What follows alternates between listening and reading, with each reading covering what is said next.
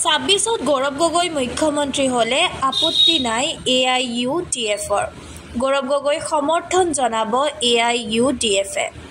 AIUDFৰ এই প্ৰস্তাৱ ভালে পায় কংগ্ৰেছে, কিন্তু চাৰ্টিফিকেট নালাগে AIUDFৰ পৰা।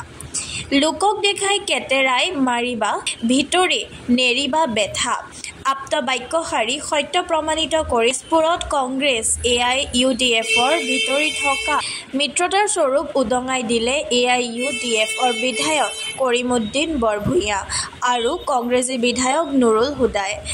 উচ্ছেদটো কোনো উচ্ছেদ লৈ আপত্তি কৰা নাই, ইলিগেল উচ্ছেদ লৈ আপত্তি কৰিছে। কোৰ্টে দুটা লাইন লিখিছে, এটা হ'ল যিবিলাক মানুহ অবৈধভাৱে দখল কৰিছে তেওঁলোকক উচ্ছেদ কৰিব লাগে, লগতে আৰু এটা কথা কৈছে আগতে পুনৰ্বাসন দিব লাগে, নৰ্মছ মানি নিয়ম নীতি মানি।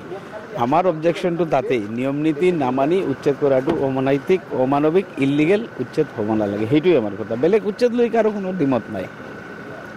মুখ্যমন্ত্ৰীয়ে যিটো অভিযোগ কৰিছে যে গৌৰৱ গগৈ পাকিস্তান লিংক আছে, কি প্ৰতিক্ৰিয়া প্ৰকাশ কৰে? হোম মিনিষ্টাৰ তেওঁৰ, প্ৰধানমন্ত্ৰী তেওঁ মুখ্যমন্ত্ৰী আৰু ৰাইজক ক'ব বুলি গৌৰৱ গগৈ পাকিস্তান ইলিগেল ৱেত গুচি গৈছে, কিয় ধৰি জেলত নভৰাই?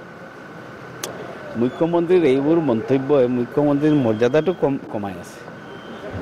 হোম মিনিষ্টাৰ কোন? অমিত শ্বাহজী। প্ৰধানমন্ত্ৰী কোন? নৰেন্দ্ৰ মোদীজী। মুখ্যমন্ত্ৰী কোন? হিমন্ত বিশ্ব শৰ্মা। কিয় নভৰাই? কিয় পাকিস্তানী এজেণ্ট এজনক ফুৰিবলৈ দিয়ে, পাৰ্লিয়ামেণ্টত ক'বলৈ দিয়ে? সেইটোৱেতো কথা। সিন্দুৰক লৈ প্ৰশ্ন কৰিছে। সিন্দুৰক লৈতো মই শুনা নাই প্ৰশ্ন কৰিবলৈ। তেওঁ কৈছে যে তাত ছিকিউৰিটি লেক্স কেনেকুৱা হ'ল, উগ্ৰপন্থী কেনেকুৱা সোমালে, তাতে আহি 1 ঘণ্টা তাণ্ডৱ কেনেকুৱা কৰিলে, ইণ্ডিয়ান ছিকিউৰিটি লেক্স হোৱাৰ কাৰণটো কি? আগতে ইনফৰমেশ্যন নাছিলে, স্পেচিফিক কুৱেশ্যন এটা সুধিছে।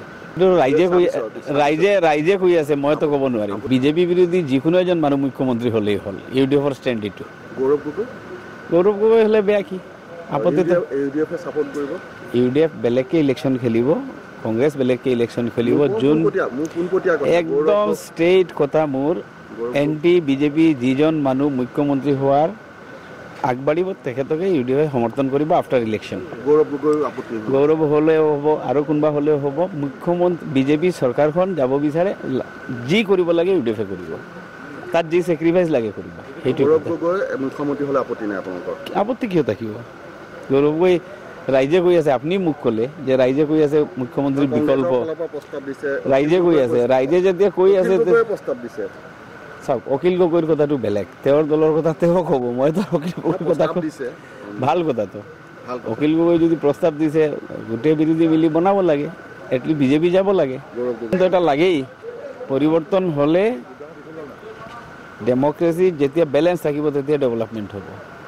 মুখ্যমন্ত্ৰীয়ে যদি ভাবি লয় যে গেৰেণ্টেড মই যি ক'ম এইটো হ'ব অসমৰ ৰাজনীতিত, সেইটো নহ'ব। এইবাৰ ৰাইজে, অসমৰ ৰাইজ মেচিয়ৰ্ড এনাফ। যোৰহাটত যেনেকৈ তেওঁক এটা শিক্ষা দিছিল, 26তো তেওঁক এটা শিক্ষা দিব। দুয়োগৰাকী বিধায়কে একেটা সুৰতে প্ৰতিক্ৰিয়া প্ৰকাশ কৰে উচ্ছেদ সম্পৰ্কত।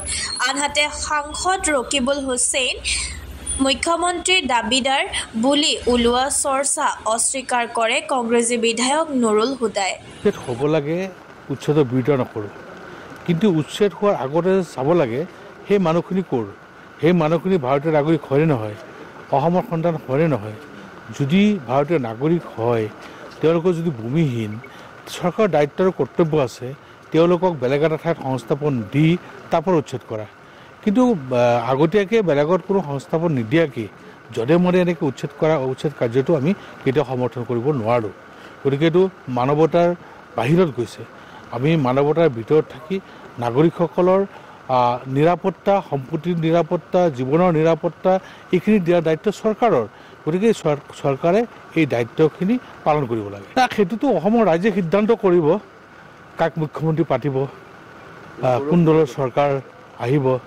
গতিকে মইতো ভালেই পাওঁ, মোৰ দলৰ এজন সতীৰ্থ।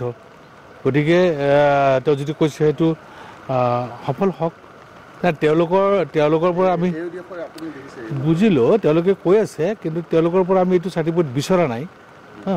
গতিকে তেওঁলোকৰ কথা কৈছে, আমি আমাৰ কথা ক'ম। সেইটো তেওঁ যিটো কৈছে তেওঁৰ নিজস্ব কথাও হ'ব পাৰে। আপোনালোকৰ মুখতহে শুনিলোঁ আৰু ক'তো শুনা নাই কথাটো।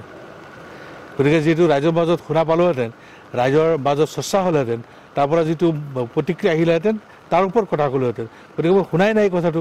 তাৰ উত্তৰটো কি দিম আৰু